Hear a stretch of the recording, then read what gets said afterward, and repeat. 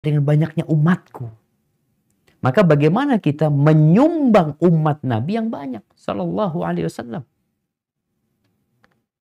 Kalau bicara urusan rizki, Allah yang nanggung. Oh, tapi gimana Ustaz, kita berusaha? Iya, kita berusaha. Jadi jangan membatasi kelahiran, tapi yang dilakukan adalah mengatur kelahiran, nggak apa-apa. Bagaimana dengan tadi yang disebutkan? Kalau memang kondisinya sudah terjadi, artinya ada satu fase dia sakit nggak boleh hamil. Sehingga dokter menganjurkan untuk tidak hamil dahulu.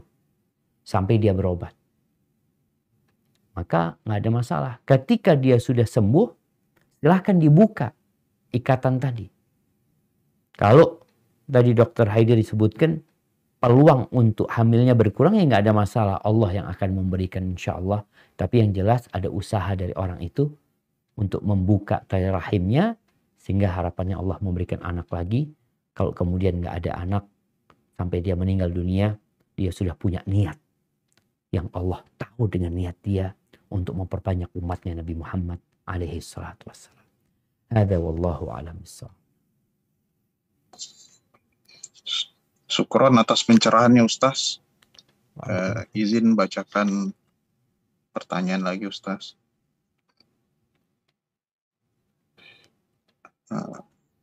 Dari Deril, karyawan swasta. Bismillah. Afwan Ustaz, saya belum menikah, insya Allah ingin menikah muda. Saya ingin meminta saran ilmu pranikah tentang bagaimana jika kita tertarik kepada seorang akhwat yang penampilannya menarik dan bisa jaga diri lalu akhlaknya baik, namun berambisi mengejar karir. Bagaimana kita menyikapinya, karena di zaman sekarang banyak akhwat yang mengejar karir dan biasa mempengaruhi kalau dalam rumah tangga karena kurangnya waktu mendidik anak, melayani suami dengan alasan capek pulang kerja. Ya, terima kasih Ustaz. Masya Allah. Naam jamaah. Ya. Maka kita tuh harus milih yang sesuai. Rasul SAW ketika menyebutkan wanita dinikahin karena apa? Li jamaliha, karena kecantikannya. Li maliha, karena hartanya. Li hasabiha, karena faktor nasabnya. Yang keempat, li diniha. Li diniha, karena faktor. Terus sikap kita gimana? Ya, kalau kita bisa dapat perempuan yang terkumpul di dalam dirinya itu 4 perkara ini, maka alhamdulillah. Tapi kalau nggak bisa, ingat sebagian mencontohkan agama itu adalah angka 1. Kecantikan itu 0. Jadi kalau agamanya baik tambah cantik berarti 0-nya tambah 1. 10 jadinya. Itu perempuan. Terus gimana? Dia cantik plus kaya raya. Berpendidikan, seorang dokter umpamanya Masya Allah, tambah lagi 0-nya jadi 100. Terus ternyata dia bangsawan. Di Makassar kan ada anak-anak bangsawan yang mungkin diketahui dari marganya, gelarnya. Berarti tambah 0 1 lagi. Berapa jadinya? Jadi 1000 tuh perempuan. Tapi ingat, kalau agamanya nggak ada, satunya hilang, maka yang ada 0 semua itu. Maka gimana sekarang? Kalau dikatakan perempuan itu orang yang paham agama, insya Allah dia akan tahu dengan kewajibannya sebagai seorang istri. Artinya aku sekarang belajar sekolah, tapi ketika aku menjadi seorang istri, aku akan nurut dan patuh sama suami. Karena dia adalah surgaku dan nerakaku. Maka nasihat ana buat tadi yang bertanya, ana rasa perempuan yang seperti itu nggak cocok buat antum. Antum tadi udah sebutin. Nanti gimana Ustaz kalau dia ngejar karir, dia sibuk di luar ya, sehingga nggak ngurusin anak, sampai rumah pun kecapean. Bukan mengejar surganya, bukan mengejar untuk memiliki anak-anak yang berbakti, tapi memikirkan karir dia. Subhanallah jemaah. Ana ini sempat berpikir ya, ana sempat nulis sesuatu. Apabila wanita mengejar karir, sehingga wanita ini menjadi seorang pejabat publik. Apakah anggap dia jadi bupati? ketika seorang perempuan jadi bupati, apakah dia akan mengangkat derajat suaminya? Wallahu a'lam. Anda rasa enggak? Suaminya malu ya. Makanya suaminya jarang tampil. Tapi sebaliknya, kalau suaminya yang jadi bupati, istrinya akan naik. Ini istrinya bupati. Berbeda dengan kalau perempuan yang jadi pejabat. Kalau perempuannya jadi menteri, apa dikatakan? Ini loh suaminya ibu menteri. Dia merasa seharusnya dia yang jadi pemimpin. Tapi kalau dia yang jadi menteri, istrinya akan selalu dibawa kemana-mana. Biasanya seperti itu. Maka Ana rasa kalau engkau mencari seorang perempuan untuk menjadi istri dan ibu anak-anakmu, jangan yang berambisi mengejar karirnya, tapi yang berambisi mengejar surganya. Kalau engkau bisa bikin kesepakatan sama dia, kalau sudah menikah dia nurut dan patuh sama engkau, silahkan. Tapi kalau enggak, ya yang ditakutkan engkau seperti enggak punya istri. Istrimu sibuk ngurusin orang, engkau pulang kerja, yang membukakan pintu rumahmu adalah pembantumu, bukan istri. Hada wallahu a'lam bissawab. Syukron atas pencerahannya, Ustaz. Izin Ustaz, masih ada pertanyaan lagi Ustaz. Saya lihat masih ada waktu juga Ustaz. Tafadhal, Dok.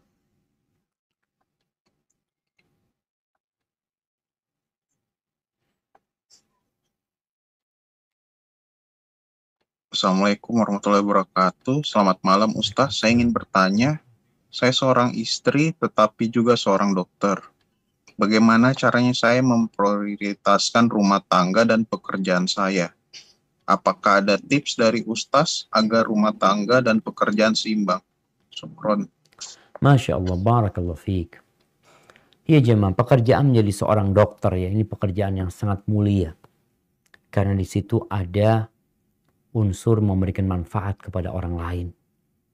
Dan Nabi SAW ketika beliau ditanya tentang manusia yang paling dicintai Allah Jalla Jalaluh, maka beliau mengatakan sallallahu alaihi wasallam anfa'uhum linnas. Dia adalah orang yang paling bermanfaat buat orang lain.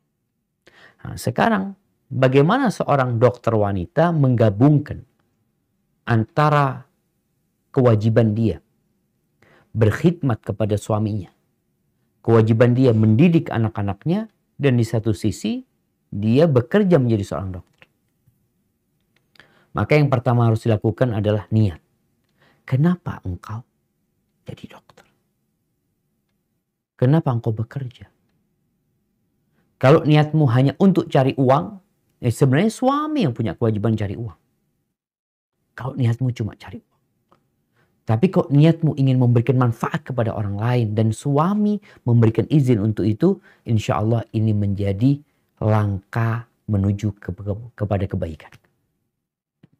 Itu yang pertama. Yang kedua, ana rasa ya kembali hidup ini pilihan. Ada seorang dokter yang sibuk praktek di mana-mana. Atau nih dokter terikat karena dia pegawai negeri, maka dia harus bekerja dalam waktu yang cukup lama. Tapi ada dokter yang bisa memilih. Enggak, ana ada yang keluar dari pegawai negeri, enggak, ana akan tetap menjadi dokter, tapi hanya akan praktek sekali. Pagi aja umpamanya. Dari jam 7 sampai jam 11. Bas. Meski itu ana pulang.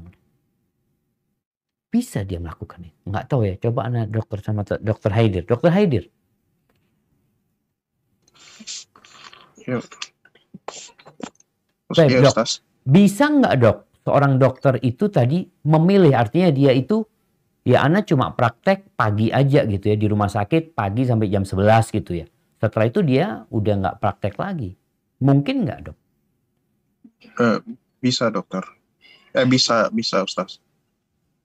Bisa diatur kalau dia di kesepakatan kerja juga bisa seperti itu Ustaz. Nah, berarti kan kembali kepada diri dokternya sebenarnya ya. Iya. Nah jamaah, tadi itu disebutkan sama dokter. Bisa dia gitu loh. Untuk memilih nggak pernah, tapi kadangkala ambisi dunia, dia praktek pagi, praktek sore, praktek malam. Memang semakin banyak fulusnya. Tapi kadangkala dia menelantarkan kewajiban dia untuk menjadi seorang istri, untuk menjadi seorang ibu. Maka mungkin yang perlu dilakukan adalah memperbaiki niat sehingga Allah memberkahi waktunya dia insya Allah. Dan suami juga ridha, anak-anak juga mendapatkan haknya dari ibu mereka. Hadza wallahu a'lam bissawab. Syukron ya Ustaz. Barakallahu fikum. Ada pertanyaan bagus Ustaz, saya bacakan. Assalamualaikum Ustaz. Waalaikumsalam. Bagaimana hukumnya istri yang menggadaikan atau menjual mahar nikah atau emas tanpa sepengetahuan suami? Mohon pencerahannya Ustaz. Masya Allah. Barakallahu fiik. Ya hibati fillah. Ketahuilah bahwasanya mahar yang diberikan suami kepada istri itu secara mutlak milik istri. Milik istri. Full, bukan milik suami. Maka ketika itu jadi milik istri, pendapat yang lebih kuat berkaitan dengan harta yang menjadi milik istri, itu bebas dia mau apain.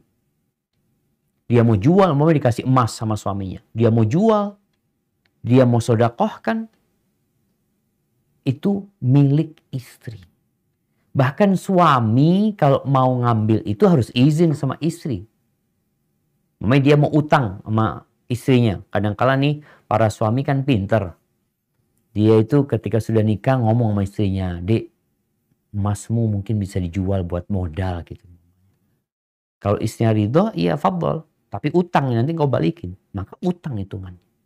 Tapi kalau sang istri mengikhlaskan, maka boleh sang suami menikmati hal itu. Cuma tadi pertanyaan gadai. Kita tahu gadai ini ada yang sesuai syariat, ada gadai yang nggak boleh. Jadi gadai yang sesuai syariat, ya memang emas itu hanya menjadi jaminan. Bukan kemudian dia harus bayar bunganya, ada ribanya, maka tidak diperbolehkan. Jadi sekali lagi nih para suami harus paham ya, bahwasanya mahar yang diberikan itu adalah milik istri, milik istri. Jadi bukan milik suami lagi. Hanya saja termasuk adab mungkin ya, untuk menghormati suami. Dia mengatakan, "Bang, emasnya aku mau jual ya. Aku punya keperluan ini dan itu." Itu mimbabil adab. Jadi babnya bab adab. Nggak harus dia dapat izin suami sebenarnya. Hadza wallahu a'lam bissawab. Syukran atas pencerahannya Ustaz. Dok, kalau di Makassar emangnya nggak boleh dijual mahar, Dok?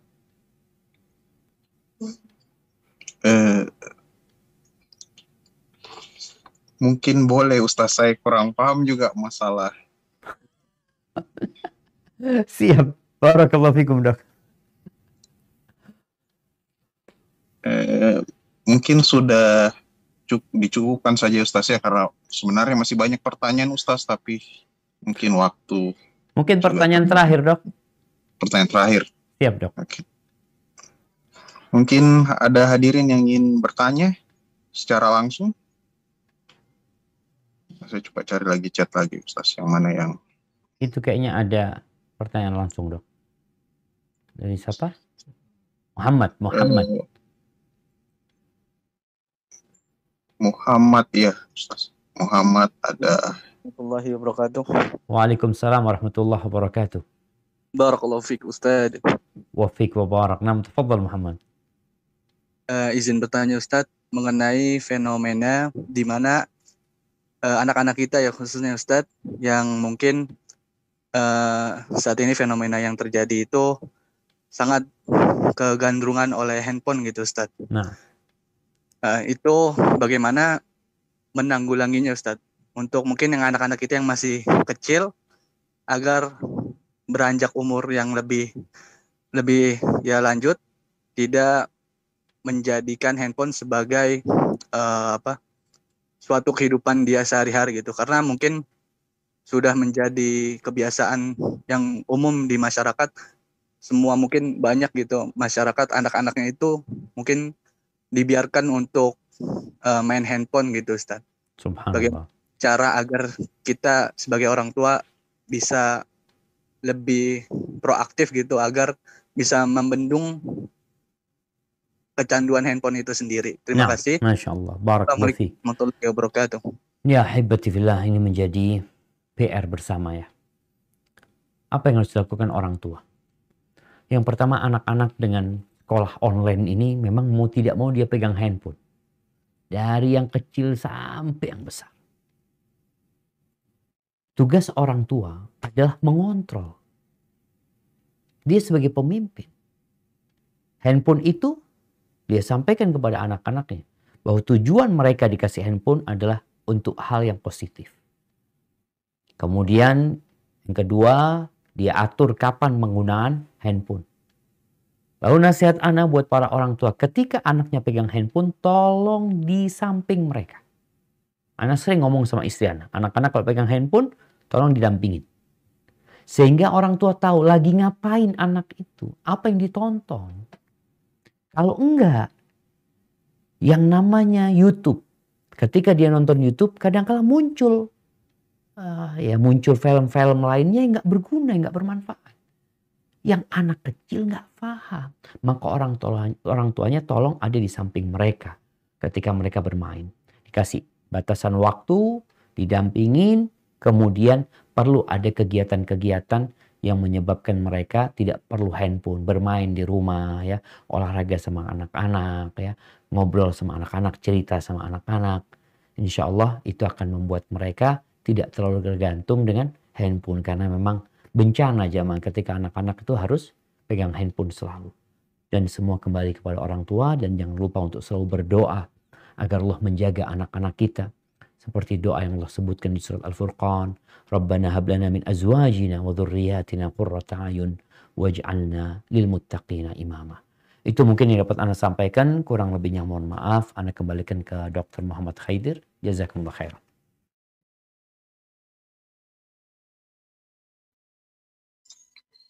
Syukron ya Ustaz. Ustaz, afwan, saya ada pertanyaan Ustaz. Masya Allah. Iya Ustaz, Siap, yang saya mau tanyakan Ustaz, kan ada istilahnya sebelum menikah bikin perjanjian Ustaz, ditandatangani sebelum menikah, disetujui oleh kedua pihak Ustaz. Jadi dari pihak istri dan suami Ustaz, jadi ditandatangani sebelum menikah kayak perjanjian. Kalau misalnya ada yang selingkuh, anak diambil asuh sama ini, itu gimana menurut hukum di agama, Dok? Subhanallah. Hukum maksudnya apakah boleh seperti itu atau bagaimana Ustaz? Pertanyaan. Nah, subhanallah jamaah ya. Ya, berkaitan dengan syarat jamaah ya. Syarat Allah Azza wa Jal menginginkan pernikahan ini ya langgeng sampai mereka meninggal dunia. Maka dikasih arahan-arahan sama Allah bagaimana memperbaiki suami, bagaimana memperbaiki istri agar rumah tangga itu bisa berjalan sampai meninggal. Tapi ada perjanjian yang dibuat sebelum menikah. Maka apabila perjanjian itu tidak melanggar agama, artinya isi perjanjian, kandungan perjanjian itu tidak mengharamkan yang halal, tidak menghalalkan yang haram, maka boleh. Bahkan Nabi SAW mengatakan bahwasanya syarat yang paling harus dipenuhi adalah syarat yang dengannya perempuan itu dihalalkan. Artinya perempuan ini kalau sang suami tidak menyetujui, sebenarnya dia nggak mau. Tapi karena sang suami menyetujui persyaratan tersebut, maka wajib bagi dia memenuhi persyaratan itu. Jadi Dok, syaratnya nggak boleh kandungannya mengharamkan yang halal atau menghalalkan yang haram. Kadangkala syaratnya perempuan itu mengatakan, kau boleh, aku mau menikah sama kau dengan syarat, aku nggak mau keluar dari Makassar. Suaminya mengatakan iya, berarti ya sudah dia harus penuhi. Jangan sampai suaminya dimutasi ke Jawa, kau harus ikut aku, kata dia. Aku kan sudah kasih persyaratan. Aku nggak mau dikeluarkan dari Makassar. Jadi itu diperbolehkan, Dok. Hada wallahu a'lam bishawab. Terima kasih Ustaz, syukron atas pencerahannya. Baik Ustaz, mungkin sudah waktu dan mungkin masih banyak pertanyaan yang tidak bisa disampaikan semua, mungkin bisa sampai besok pagi Ustaz kalau dilanjutkan terus. Ya Ustaz, saya tutup saja. Terima kasih atas pencerahannya Ustaz Dr. Syafri Riza yang telah bersedia meluangkan waktu dan memberikan ilmu kepada kita semua. Syukron kasiron. Terima kasih juga kepada supervisor kami yang sudah meluangkan waktu juga, Dr. Irawati Jaharuddin, spesialis paru konsultan, Dr. Erwin Arif, spesialis paru konsultan juga, dan sejawat sekalian serta para hadirin yang mendengarkan kajian ini. Semoga kita diberikan kesehatan, terkhusus yang telah menjalani bahtera rumah tangga. Semoga kita selalu sakinah, mawaddah, dan warahmah bersama pasangan masing-masing. Dan yang sedang mencari ataupun yang menunggu pasangan hidup, semoga disegerakan agar menerapkan segala adab-adab yang telah kita dengarkan bersama tadi. Jangan ragu jika mengharapkan cinta setelah menikah, jika kita cinta karena Allah. Karena Allah akan senantiasa menjaga cinta kita. Saya akhiri kajian malam ini dengan kata wassalamualaikum warahmatullahi wabarakatuh. Terima kasih Ustaz, syukron.